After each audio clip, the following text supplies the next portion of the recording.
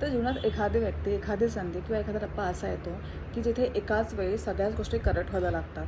जिथे प्रत्येक निर्णय, प्रत्येक चाल योग्य वाटायला लागते. जिथे बाहेरचा संघर्ष नाही, तर आतून फक्त शांतता असते. तर हा फेज अचानक आलेला नाही. हा तुमच्या आत घडलेला माइंड शिफ्ट, सेल्फ वर्क आणि emotional detachment, discipline, regular affirmations, regular journaling या सगळ्याचा परिणाम असतो. जेव्हा तुम्ही इगो संपवता, जेव्हा तुम्ही रेजिस्टन्स टाळता, मीन्स मला ही गोष्ट आत्ताच हवी, अशीच हवी, हीच हवी, ह्या गोष्टी टाळता, जेव्हा तुम्ही ॲक्सेप्टन्स आणि सरेंडर शिकता, तेव्हा युनिवर्स तुमच्यासाठी खूप गोष्टी तयार करायला सुरुवात करते. तुम्हाला वाटतं की सर्व अचानक घडतं आहे, पण प्रत्यक्षात तुम्ही ह्या सगळ्या गोष्टींची प्रिपरेशन आधीपासूनच केलेली असते.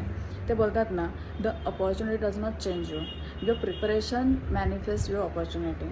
So regular affirmations, positive thoughts आणि जे तुमचं माइंड शिफ्ट किंवा सेल्फ वर्क आहे ते रेग्युलर सुरू ठेवा आणि खूप सारे मॅजिक अट्रॅक्ट करा.